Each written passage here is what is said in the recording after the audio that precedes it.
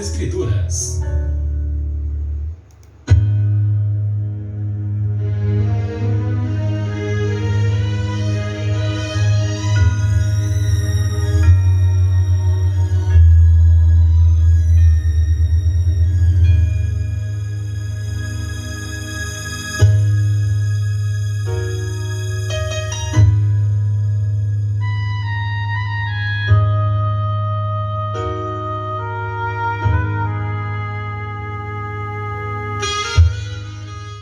Olá, como vai? Como vai você? Tá tudo bem? A paz do Senhor. Mais uma da série Examinando as Escrituras. Eu estou de posse da minha Bíblia e estava lendo um texto muito conhecido no livro do profeta Ezequiel, capítulo 37, muito conhecido, muito utilizado em várias pregações, em sermões, em ensinamento, em estudos bíblicos. O capítulo 37 do profeta Ezequiel trata exatamente a visão de um vale de ossos secos. A visão de um vale de ossos secos. E esses 14 primeiros versículos: veio sobre mim a mão do Senhor, e o Senhor me levou em espírito e me pôs no meio de um vale que estava cheio de ossos, e me fez andar ao redor deles, e eis que eram muito numerosos sobre a face do vale, e estavam sequíssimos. Como eu falei dos primeiros 14 versículos, eu gostaria de debruçar o meu olhar no versículo de número 13, quando ele diz assim: e sabereis que eu sou o Senhor, quando eu abrir as vossas sepulturas e vos fizer sair das vossas sepulturas, ó povo meu. Numa linguagem mais próxima da gente, não vou dizer mais moderna, mais compreensível, de linguagem mais fácil, você encontra uma tradução que diz assim: quando eu abrir os seus túmulos e os fizer sair, vocês, meu povo, saberão que eu sou o Senhor. A conversa que eu quero ter aqui com você é subordinada a um tema, se assim eu posso dizer, de que em Deus sempre há esperança. Em Deus sempre há esperança. Ao ler esses 14 versículos, estava lendo, me veio a lembrança, à minha mente, que certa vez, não lembro a cidade, se Caraúbas, Patu, eu tive de participar de um sepultamento, certa vez, participar de um sepultamento naquela cidade, em que eu tinha 9, 10, 11 anos, pré-adolescente. Acompanhei aquele sepultamento, aquele enterro, como se diz, no interior do Rio Grande do Norte, e tive uma experiência naquele momento impressionante. curioso, lá dentro do cemitério, eu passei a observar aquele ambiente e era um cemitério. Hoje eu vejo que era pequeno, mas naquela época o senso de grandeza da gente né? Eu achava que era um cemitério grande. Hoje eu vejo que o cemitério não era tão grande assim. Mas eu passei a observar todo aquele ambiente e saí caminhando assim de túmulo em túmulo,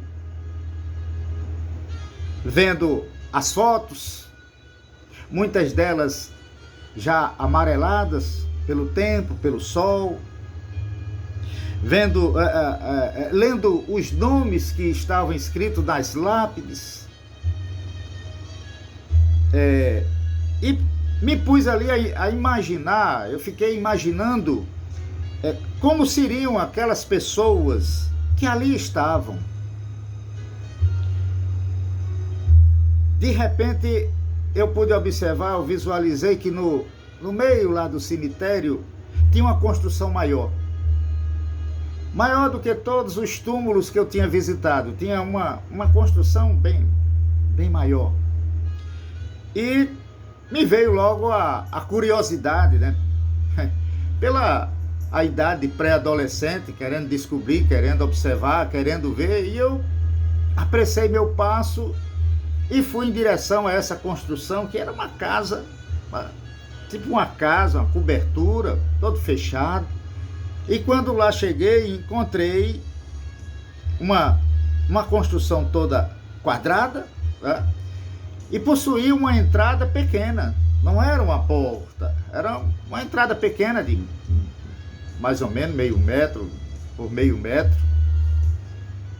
E me veio a curiosidade de, como pré-adolescente, como quase saindo da era de criança e entrando já na adolescência, era um convite tanto para uma criança, um pré-adolescente, na sua curiosidade.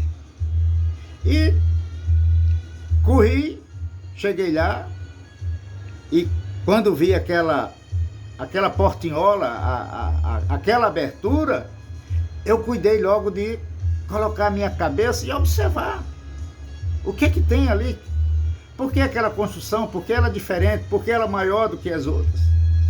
E quando coloquei a cabeça na abertura, desejoso de ver o que é que tinha lá dentro, aí tive aquele choque. De repente o choque era um ossuário. Era um ambiente cheio de ossos, montanha, muitos ossos. Era um ossuário. E lá havia muitos ossos, montanha de ossos, que mesmo inofensivos, não fazia mal nenhum, eles me tiraram o sono de muitas noites. Fiquei muitas noites dormindo preocupado com aquela situação que eu nunca tinha vislumbrado, nunca tinha visto. Tantos ossos, crânios, uns compridos, outros menores, outros curvados, eram as costelas. Era um ossuário. Hoje, na minha já adulto, numa outra fase de vida, num outro estágio, numa outra idade, já passado o susto, né? Eu posso aproveitar aquela experiência vivida naquele cemitério para entender melhor a lição que Deus, Ele ensinou ao seu povo, ensinou a ajudar, por meio da visão do vale dos ossos secos. Exatamente o que está escrito aqui no capítulo 37 do livro do profeta Ezequiel. Eu aproveito para tirar lições e aprender com aquela situação. Deus ensinou a Judá por meio da visão. Judá estava no cativeiro babilônico. Era escravo da Babilônia. Anos se passaram. O povo havia perdido toda a esperança. Toda a esperança já tinha se esvaído, já tinha acabado. Pior que mortos em seus túmulos. Assim era o povo de Judá. Porque aqueles cativos, eles viviam sob a opressão dos dominadores. E eles se consideravam verdadeiros ossos secos, sem vestígio algum de vida, ossos secos, e como diz o texto da Bíblia, sequíssimos, sem nenhum vestígio de vida. Eles tinham a triste certeza da impossibilidade de reversão do quadro terrível em que se encontravam. Mas a mensagem de Deus para eles, a mensagem de Deus para o seu povo, a mensagem de Deus para Judá era de esperança. Mensagem de esperança. Esperança onde já não havia nenhuma. Já não havia nenhuma esperança. Esperança para quem se sentia morto, osso seco, sem possibilidade de retornar a viver. Havia sim esperança. Deus tinha esperança para o seu povo. Deus prometia, pela visão, que mudaria aquela situação humanamente sem solução. Humanamente sem solução. Faria isso para avivar a fé do seu povo, avivar a fé do seu povo e mostrar o seu poder. Deus faria isso. A lição que fica para nós é semelhante. Deus tem poder. Deus tem poder. Deixa eu voltar aqui mais um pouquinho essa trilha. Deus tem poder para transformar qualquer situação. Qualquer situação. Por mais desesperadora que seja a situação, Deus tem poder de transformar. Eu não sei se você se encontra vivendo num vale de ossos secos. Talvez olhando para as paredes. Talvez olhando para cima. Talvez olhando para alguém. E muitas vezes dizendo: não tenho mais esperança. Eu já lutei tanto e a luta não passa. E quanto mais luto, mais vem esperança. Mais vem luta, melhor dizendo. Quanto mais luto, mais aparecem lutas. Talvez você esteja vivendo nesse vale e vendo muitos ossos secos. Mas eu tenho essa palavra para você. Deus, Ele tem poder para transformar a sua situação, qualquer que seja. Qualquer que seja a sua situação, por mais desesperadora, como já disse, ela possa ser. Ainda que pensemos, não há mais esperança. Mesmo assim, podemos esperar em Deus, pois Ele pode até dar vida a ossos secos. Portanto, meu querido irmão, minha querida irmã, que essa palavra que eu trouxe agora sirva de bálsamo, sirva de alento, sirva de alimento para você, se você está passando por um momento difícil na sua vida. Talvez você diga, é exatamente o que eu estou vivendo. Eu estou num grande vale de ossos secos. Olho para os lados, olho para a frente, para trás, e não vejo nenhuma esperança. Eu convido a você, ao invés de olhar para frente ou para trás ou para os lados, a olhar para o alto, a olhar para cima. É de lá que vem o meu socorro. É de lá que vem o nosso socorro.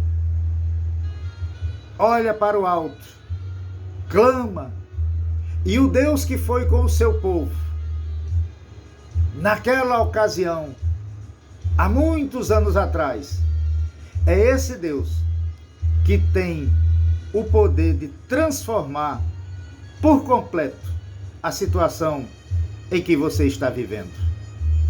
Portanto, finalizo aqui a nossa conversa, repetindo o que eu disse no início. Em Deus sempre há esperança. Em Deus sempre há esperança. O versículo 13: e sabereis, quando eu abrir os seus túmulos e os fizer sair, vocês, meu povo, saberão que eu sou o Senhor. Transformarei a sua situação, e o que era desesperador se tornará em alegria para você. Mais uma vez, não esqueça, em Deus sempre há esperança. Um abraço e até a próxima, se Deus nos permitir.